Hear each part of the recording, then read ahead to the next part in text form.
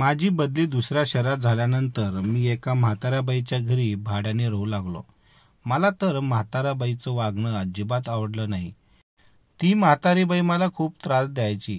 नेहमी माझी आई बनण्याचा प्रयत्न करायची. मला जेवण आणून द्यायची. एक दिवस मला कंटाळा आला आणि मी रागाने तिला म्हणालो की मला जेवण आणून देऊ नकोस, मी तुझा मुलगा नाही. त्यानंतर ती मला जेवण घेऊन खोलीमध्ये आली नाही. मला माझ्या वागण्याचा पश्चाताप होऊ लागला. म्हणून मी त्या म्हातारीच्या खोलीत गेलो तर समोरचे दृश्य पाहून माझ्या डोक्यावर आभाळच कोसळले. कारण ती म्हातारी आई फरशीवरती पडलेली होती. ऑफिसमध्ये एका शिपायाने माझ्यासमोर मिठाईची टोपली आणून ठेवली होती. इतके दिवस समोर मिठाई पाहून मला राहवलं नाही आणि मी त्यातील 2 गुलाबजामुन उचलले आणि तोंडात टाकले. ऑफिसच्या शिपायाला विचारले की ही मिठाई कशासाठी. त्याने मला सांगितले की वैभव भाऊने स्वतःचे घर घेतले आहेत, त्या संदर्भात त्याने मिठाई वाटली आहे. मी घराचं नाव ऐकलं तेव्हा माझा चेहरा पडला होता. असं वाटलं होतं की तोंडातील गुलाबजामुन बाहेर थुकून टाकावे. मग मी तसंच केलं नाही आणि स्वतःला नॉर्मल ठेवले. शिपाई माझ्याकडे पाहू लागला आणि तो तिथून निघून गेला. लंचमध्ये आम्ही सगळे एकत्र बसून लंच करायचो. त्यातील माझा एक मित्र म्हणाला, अरे राहुल, तू कधी स्वतःचं घर घेत आहेस? आपल्या फ्रेंड सर्कलमध्ये सगळ्यांची घरं स्वतःची झालेली आहेत. तू एवढे पैसे कमवतोस, मग कुठे खर्च करतोस? अजूनही भाड्याच्या घरामध्ये राहत असेल. मला माझ्या मित्राचे बोलणे अजिबात आवडले नाही. त्याच्या बोलण्यावरती माझे बाकीचे सहकारी खूप हसत होते. म्हणाले की तो एकटा राहतो पण त्याचे पैसे कुठं खर्च होतात. आपण तर आपल्या बायका मुलांसोबत कुटुंबात राहतो आणि आपण सगळ्यांनी पैसे साठवून स्वतःची घरे घेतलेली आहेत. माहीत नाही राहुल कुठे पैसे खर्च करतो. माझ्या मित्राचे टोमणे मला अजिबात आवडले नाही. मी तिथून उठलो. मनात आलं की दहाडे मारून जोरजोरात रडावे. सुट्टी झाली तेव्हा बॉसने मला माझ्या कॅबिनमध्ये बोलवले आणि एक नोटीस माझ्या हातामध्ये दिली. ते पाहून माझ्या काळजाचे पाणी पाणी झाले. असं वाटलं की हे माझे टर्मिनेटर लेटर तर नसेल ना, पण मी तर काम चांगलं करत होतो. जेव्हा मी लेटर ओपन केले तेव्हा माझा आनंद गगनात मावत नव्हता. माझ्या बॉसने माझं प्रमोशन केलं होतं आणि मला ट्रान्सफर दुसऱ्या ठिकाणी केलं होतं. मी इतका खुश होतो की मला आकाश खूप ठिंगणे वाटत होते. मी बॉसचे आभार मानले आणि तिथून निघालो आणि सुटकेचा श्वास टाकला. मी माझ्या देवाचे आभार मानत होतो की त्याने माझी या असल्या स्वार्थी मित्रापासून सुटका केली, जे मला वारंवार टोमणे मारायचे, माझ्या परिस्थितीबद्दल मला कमीपणा दाखवायचे आणि नेहमी माझी बेइज्जती करायचे. घरी आलो तेव्हा घरमालक घरासमोर उभा होता. मला म्हणाला, 2 महिने झाले आहेत तू माझे भाडे दिले नाहीस. घर मालकाचे बोलणे ऐकून मला अतिशय राग आला. मी त्याच्या तोंडावर 2 महिन्याचे भाडे फेकले. होते म्हणालो, मी तुमचे घर खाली करत आहे. आता या घरामध्ये दुसऱ्या कोणाला तरी ठेवा. मी प्रत्येकाशी उद्धटपणे बोलत होतो. मी असा विचार करत होतो की मी तिथून निघालो तर कुणालाही माझी आठवण येऊ नये. मला सर्वांनी विसरून जावे. मी या लोकांशी असंच करणार होतो. मी माझे सामान पॅक केले आणि बसमध्ये बसून दुसऱ्या शहराला जायला लागलो. या नवीन शहरामध्ये मला कोणी ओळखणारे नव्हते. इकडच्या लोकांसोबतही मी नाते तोडले होते. माझ्या मनामध्ये एक विचित्र खळबळ उडाली होती. माझ्या कानामध्ये माझ्या कालचे शब्द घुमत होते. एवढी सॅलरी घेऊन हा माणूस पैसे कुठे गुंततो? स्वतःचे घर घेऊ शकला नाही, परंतु त्यांना माझी खरी परिस्थिती माहीत नव्हती. मी माझ्या वडिलांच्या कर्जामध्ये डुबलो होतो. मी माझ्या आयुष्यात खूप दुःखी होतो. माझ्या वडिलांना कॅन्सर होता. सुरुवातीला आमची परिस्थिती चांगली होती, परंतु वडिलांना कॅन्सर झाल्यानंतर ती सगळे पैसे त्यांच्यामध्ये खर्च होत होते. वडिलांच्या उपचारासाठी आम्ही बँकेतून कर्ज घेतले होते की वडील यातून वाचतील, परंतु देवाने त्यांचे आयुष्य इतकेच लिहिले होते आणि माझे वडील आम्हाला सोडून या दुनियेतून कायमचे निघून गेले. माझे वडील आमचे एकमेव आधार होते. मी माझ्या वडिलांच्या मृत्यूनंतर खूप खूप रडत होतो. घराची सगळी जबाबदारी माझ्यावर आली होती. कर्जदार आमच्या घरी लाईनमध्ये उभे असायचे. शेवटी ते तरी किती दिवस थांबणार? कर्ज फेडण्यासाठी आम्ही आमचे घर विकले होते आणि भाड्याच्या घरामध्ये राहत होतो. मी प्रयत्न करायचो किती कमी भाड्यामध्ये घर मिळावे, कारण मी जास्तीत जास्त पैसे सेव्ह करू शकेल आणि माझे कर्ज लवकर फेडू शकेल. मी दुसऱ्या शहरामध्ये पोचलो होतो. आसपास नजर फिरली तेव्हा सगळीकडे सुनसान होते. या शहरामध्ये मी कुणाला ओळखत नव्हतो. मनात असा विचार केला की मी अशा ठिकाणी भाड्याने घर घेईन की तिथे कोणी मला त्रास देणार नाही. मी कुणालाही आदर देणार नव्हतो. शेवटी मला शहरामध्ये असं एक घर मिळालं जे एका म्हाताऱ्या आईचं होतं. तिने तिच्या घराचा खालचा भाग भाड्याने दिला होता आणि वरच्या भागामध्ये ती स्वतः राहत होती. मी त्या म्हाताऱ्या आईचे आभार मानले. मला ते म्हातारी आई खूप वयस्कर दिसत होती. मला ती घराबद्दल सांगत होती. 3 खुला आहेत, लॉन्च आहे, किचन आहे, बाहेर थंड हवा येते. ती म्हातारी आई मला घरातील प्रत्येक गोष्टी सांगत होती. मला तिच्या बोलण्याचा राग आला आणि मी सरळ म्हणालो, आई, मला संपूर्ण घर नको आहे. मला फक्त एक खोली द्या. मी तुमचा भाडं देईल, कारण मी दिवसभर ऑफिसमध्ये असतो, सकाळी जातो आणि रात्री झोपण्यासाठी परत येतो. मला या घराची किंवा कुठल्याही वस्तूची गरज नाही आहे. मी बाहेरून जेवून येईल. किचन मला काही कामाचे नाही. माझे बोलणे ऐकून ती म्हातारी आई माझ्याकडे बघू लागली आणि म्हणाली की या घरामध्ये मी फक्त एकटी राहते. तू काळजी करू नकोस. मी तुझ्यासाठी जेवण बनवेल. मी सरळ म्हणालो की खोलीचे भाडे 2,000 रुपये देईल. म्हातारी आई माझ्याकडे बघून विचार करू लागली आणि म्हणाली की ठीक आहे बाळा, तुझ्या खिशाला जेवढे परवडेल तेवढे तू मला दे. मी विचार करू लागलो की ही म्हातारी आई खूप साधी भोळी आहे. मी माझं सामान या घरामध्ये शिफ्ट केलं आणि माझं सगळं सामान लावून तिथे बसलो. तेव्हा मला म्हाताऱ्या आईचा शिडी उतरण्याचा आवाज ऐकू आला. ती शिडी उतरून खाली आली. तिच्या हातामध्ये चहाचा कप आणि बिस्किटे होती. ते 2 कप चहा घेऊन खाली आली. चहा माझ्या टेबलासमोर ठेवला. मला तू कुठल्याही वस्तूची गरज लागली तर मला सांग. चहा पिऊन मला खूप फ्रेश वाटलं. तसं पण मला चहा खूप आवडायची आणि मी खूप थकलो होतो. पण मला आश्चर्य तेव्हा वाटले जेव्हा ती म्हातारी आई माझ्या समोर बसून चहा पिऊ लागली.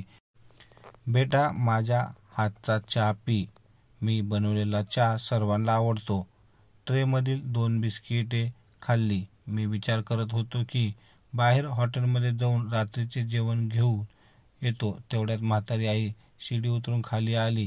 तिच्या हातामध्ये गरमागरम जेवणाचे ताट होते. म्हातारीने माझ्यासाठी जेवण आणले होते. म्हाताऱ्या आईचे असे करणे बघून मी तिला म्हणालो की या सर्व गोष्टीची काय गरज आहे? मला या सर्वांची गरज नाही. मी बाहेर जाऊन जेवून येतो. तेव्हा ती म्हातारी आई म्हणाली, बेटा, घरामध्ये एवढी किती माणसं आहेत, फक्त तू आणि मी. तुझ्यासाठी थोडंफार बनवलं तर त्यात काय बिघडलं? या म्हातारीचा चांगुलपणा बघून मला खूप राग आला. विनाकारण डोक्यावर चढत होती. एक तर घरात एकटी राहत होती. माहीत नाही की तिचे मुलं बाळं कुठे आहेत. काही वेळाने ती झोपण्यासाठी वरती गेली. सकाळी दरवाजा ठोठावण्याच्या आवाजाने मला जाग आली. मला खूप राग आला होता. मला अजून झोपायचे होते. मला माहीत नाही त्या म्हातारीला काय झाले होते. दरवाजा उघडला तर समोर म्हातारी आई उभी होती. माझ्या कपाळावर आता येऊ लागल्या. मी म्हाताऱ्या आईला म्हणालो, एवढं काय झालं की तुम्ही दरवाजा जोरजोरात वाजवत आहात? तेव्हा ती म्हातारी आई शांतपणे म्हणाली, बेटा, तुला आज ऑफिसमध्ये जायचे नाही का? मी घड्याळाकडे पाहिले तर ऑफिसचा टाईम झाला होता. 15 मिनिटं बाकी होते. म्हातारी आई माझ्यासाठी अंडा पराठा आणि चहा घेऊन आली होती. म्हणाले, बाळा लवकर खा. मला कळाले नाही की मी इतका वेळ कसं काय झोपलो. मी नाश्ता केला आणि म्हाताऱ्या आईचा आभार मानून ऑफिसमध्ये निघालो. मला त्या म्हाताऱ्या आईमध्ये आपलेपणा जाणवत होता. मला तिच्यामध्ये माझी आई दिसत होती. रात्री घरी आल्यानंतर मी त्या म्हाताऱ्या आईला म्हणालो की मी सकाळी 9 वाजता ऑफिसला जातो आणि संध्याकाळी 6 वाजता घरी येतो. जसा मी संध्याकाळी ऑफिसवरून घरी आलो, मला ती म्हातारी दरवाजामध्ये बसलेली दिसली. मला बघताच ती माझ्या खोलीमध्ये गेली. माझ्याशी खूप गप्पा गोष्टी मारू लागली. मला तिच्या गोष्टीमध्ये अजिबात रस नव्हता. कधी सांगायची की माझे सांधे दुखतात, तर कधी म्हणायची की माझे केस लवकर काळे झाले. कधी म्हणायची की मला दिसत नसल्यामुळे मोठ्या भिंगाचे चष्मे घालावे आहेत. ती मला त्या डॉक्टरबद्दल काहीतरी सांगत होती. ती म्हणाली, मी तुला त्या डॉक्टरचा नंबर देते. त्याच्याकडे जा आणि स्वतःला चेक कर. त्याच्या उपचाराने तू हट्टाकट्टा होशील. मला तिचे बोलणे अजिबात आवडत नव्हते. म्हाताऱ्या आईच्या बोलण्याची मी मजा घेत होतो. असं वाटत होतं की स्वतःचं डोकं भिंतीवर आपटून फोडावं. शेवटी मी तिला कंटाळून म्हणालो की मला उद्या ऑफिसला जायचे, त्यामुळे मला आता झोपायचे आहेत. तेव्हा ती म्हातारी आई म्हणाली, हो बेटा, बरोबर आहे. तुझं त्याचं काम आहे की मला झोप येत नाही, त्यामुळे मी रात्रभर जागी असते. त्यामुळे तुझ्याशी बोलत बसते. एवढं बोलून म्हातारी आई तिथून निघून गेली. मला तिच्या फालतू बोलण्यामुळे असं वाटत होतं की कुठेतरी दुसरीकडे भाड्याने रूम घ्यावी. इथे राहिलो तर ही म्हातारी माझं डोकं खात बसेल. माहीत नाही ते कुठल्या कुठल्या गोष्टीवर बोलत बसते. जर मला तिचं बोलणं ऐकायचं नसेल तर कशाला मला या इतक्या तिडक्या गोष्टी सांगत बसते. माझं डोकं गरम झालं होतं. मला तसा विचार केला की मी जास्त वेळ बाहेरच राहील. त्या रात्री मी तसंच केलं. दिवसभर ऑफिसचे काम केल्यानंतर मी संध्याकाळी एका पार्कमध्ये जाऊन बसलो. थोडा वेळ तिथे घालवल्यावरती मी एक फास्ट फूड स्टॉलमध्ये गेलो. मी तिथे पिझ्झा खाल्ला आणि थोडं दमल्यामुळे घरी निघालो. घरामध्ये पाऊल टाकतं तर समोरचे दृश्य पाहून मला राग आला. म्हातारी आई शिडीवरती भिंतीला डोके टेकून होती. तिच्याकडे बघून असं वाटलं होतं की ती झोपली होती. मला माझ्या पावलांचा आवाज ऐकून ती हडबडून जागी झाली आणि म्हणाली, बेटा, तू घरी यायला किती वेळ लावलास? आई, तुम्ही माझी काळजी करू नका. आपण काही एकमेकाचे नातेवाईक नाही आहोत. मी तुम्हाला सांगितलं आहे की माझ्यासाठी जेवायचा त्रास करू नका. मला कोणाचे उपकार नको आहेत. मी बाहेरून जेवून आलो आहे. तेव्हा हे जेवणाचे ताट वरती घेऊन जा. त्यानंतर माझ्यासाठी जेवण बनवू नका. बिचाऱ्या म्हातारी आई शांत झाली होती. म्हणाली, ठीक आहे बेटा, काही प्रॉब्लेम नाही. तिने टोंग्यावरती हात ठेवून खाली वाकून ते ताट उचलले आणि वरती शिडीने जाऊ लागली. मी आता घरी लेट येऊन लागलो होतो. जेव्हा घरी यायचो तेव्हा ती म्हातारी माझी वाट पाहत बसलेली असायची. कधी जेवण आणायची, तर कधी सकाळचा नाश्ता आणायची, तर कधी चहा. माझ्याजवळ येऊन विनाकारण बोलत बसायची. आता मला पण या नाश्त्याची आणि चहाची सवय झाली होती. दिवस असेच चालले होते की मी 1-2 ठिकाणी भाड्याच्या घरासाठी विचारले होते, कारण या म्हातारीपासून तरी माझी सुटका होईल. विनाकारण माझं डोकं खात बसते. या तिच्या फालतू बाकीमुळे तिची मुलं तिच्याजवळ राहत नसतील असे मला वाटले. तिची मुलं तिच्या बघत बाकीमुळे पागल झाली असतील. संध्याकाळी जेव्हा मी घरी आलो तेव्हा मला खूप भूक लागली होती आणि माझ्याकडे पैसे नव्हते, कारण सगळे पैसे मी उधारीवरती खर्च केले होते. घरी आलो तेव्हा ती म्हातारी मला शिडीवरती बसलेली दिसली नाही. मी खोलीत गेलो. माझ्या खोलीचा दरवाजा जोरात ओढला, जेणेकरून म्हातारी जागी व्हावी. कदाचित माझं ऐकून ती खाली येईल, पण खूप वेळ निघून गेली. ती म्हातारी खाली आली नाही. बिचारी, माझ्या बोलण्यामुळे तिला वाईट वाटलं असेल असे मला वाटले. मी थोडासा बेचैन झालो. सकाळी ऑफिसमध्ये गेलो, पण कामामध्ये माझं लक्ष नव्हतं. संध्याकाळी घरी आलो तेव्हा सुद्धा ती म्हातारी आई मला शिडीवरती दिसली नाही. मला असं वाटलं की तिच्याकडे जाऊन तिची माफी मागावी. मी तिच्या वरच्या भागांमध्ये गेलो नव्हतो. मी म्हातारी आईच्या खोलीमध्ये गेलो आणि दरवाजा उघडला तेव्हा समोरचे दृश्य पाहून माझ्या डोक्यावर आभाळ कोसळले.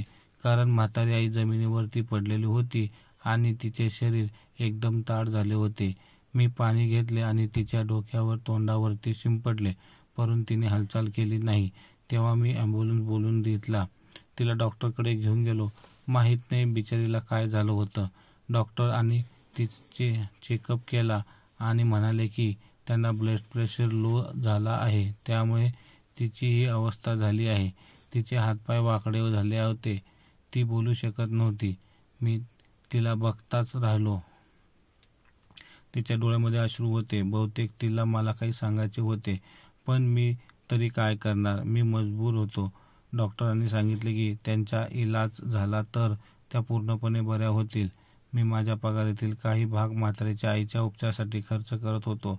त्या म्हाताऱ्या ज्यावर तिचा निदर्विवाह चालत होता, मी ते पैसे सुद्धा तिच्या उपचारासाठी खर्च केले. म्हाताऱ्या आईला मी माझ्या खालच्या पोषशमध्ये घेऊन गेलो. तेव्हा तिची तब्येत ठीक झाली. तेव्हा ती बोलू लागली. तिला बोलताना पण मला खूप आनंद झाला. तुझी मुलं कुठे असतात? मला तुम्ही याच्याबद्दल थोडेफार सांगा, कारण मी त्यांना फोन करून तुमच्या तब्येतीबद्दल सांगू शकेल. त्या म्हातारीच्या आईच्या डोळ्यातून अश्रू आले.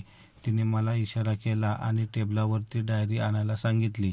मी ती डायरी घेऊन आलो आणि त्यातील लिहिलेले सर्व गोष्टी वाचून मला खूप दुःख झाले.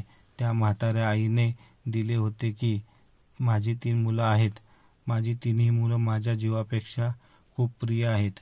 मी माझा जीव माझ्या मुलांवरती ओवाळून टाकला होता. मी त्यांच्या प्रत्येक इच्छा पूर्ण केल्या होत्या. मुलं जशी जशी मोठी होतात गेली, त्यांना शिक्षणासाठी बाहेर पाठवावे लागले. काही काळानंतर त्यांनी त्यांच्या आवडीच्या मुलीशी लग्न केले. मुलांची लग्न आमच्या आवडीनुसार करायची होती, परंतु त्यांनी त्यांच्या आवडीच्या मुलींशी लग्न केली. आम्ही मुलांच्या हट्टासाठी तयार झालो. तिने मुलांची लग्न झाली. आमचं घर तसं पण छोटं नव्हतं. सगळेजण आम्ही राहू शकलो असतो, परंतु सुना माझ्या मुलांना भडकवत होत्या. माझी 3ही मुलं आसपासात भांडत होती. तुला म्हणाल्या की आम्हाला जॉईंट फॅमिलीमध्ये राहायचं नाही. तिघांनीही आपापले रस्ते वेगळे केले होते. काही वर्षांनंतर माझे पती मला सोडून गेले. माझी मुलं आणि नातवंड शहरामध्ये राहतात, परंतु आजपर्यंत त्यांनी मला विचारले नाही. मी माझ्या नातवंडांना पाहिले नाही. बेटा, मी तुला माझ्या मुलाच्या रूपात पाहत होते. मी माझ्या मुलाप्रमाणे तुझी काळजी घेत होते. त्या म्हाताऱ्या आईचे डायरेक्टरीवरील सगळ्या गोष्टी ऐकून मला खूप वाईट वाटले. डायरीमध्ये तिच्या मुलींचे नंबर होते. मी त्यांना फोन केला आणि म्हणालो की तुमची आई आजारी आहे, एकदा तिला भेटून जावा. मी स्पीकर ऑन केला आणि म्हाताऱ्या आईला त्यांच्या मुलांचे आवाज ऐकवले. मुलांचे आवाज ऐकून म्हातारी आई रडायला लागली. काही वेळाने ती झोपी गेली. मला वाटलं म्हातारी आई झोपली आहे. मी उठलो आणि माझ्या रूममध्ये आलो. सकाळी जेव्हा उठलो आणि म्हातारे आईला उठवायला गेलो, तेव्हा म्हातारा आई अजून झोपली होती. मी डॉक्टरांना बोलवले. डॉक्टर म्हणाले की ती मेली आहे. माझ्या वडिलांच्या मृत्यूच्या वेळी मी शेवटचे खूप रडलो होतो आणि आज या म्हाताऱ्या आईची अवस्था पाहून माझ्या डोळ्यातून अश्रू येऊ लागले. मी ढसाळढसा रडत होतो. म्हाताऱ्या आईच्या रूपात मी माझ्या आईला पाहत होतो. अंतिम संस्काराच्या वेळी तिची मुलं आली होती. मला म्हणाली की हे घर तू खाली कर, आम्हाला ते विकायचे आहे. परंतु कागद पाहताच माझ्या डोळ्यावर आभाळ कोसळले, कारण तिने हे घर माझ्या नावावर केले होते. मी देवाचे आभार मानले. म्हाताऱ्या आईचे घर आजही माझ्या ताब्यात आहे. मी तिच्याकडे फक्त 4 दिवस राहिलो आणि तिने याबद्दल माझ्या नावावरती घर केले होते. आता मी खूप म्हातारा झालो आहे आणि अजूनही हे घर मी विकले नाही. मी माझ्या मुलांना सांगितले आहे, काही झालं तरी हे घर विकू नकोस. आजपर्यंत आम्ही तिचे घर सांभाळून ठेवले आहे. मित्रांनो, मला आशा आहे की तुम्हाला आमची कथा आवडली असेल. जर तुम्हाला कथा आवडली असेल तर व्हिडिओ लाईक करा, चॅनलला सबस्क्राईब करा. धन्यवाद.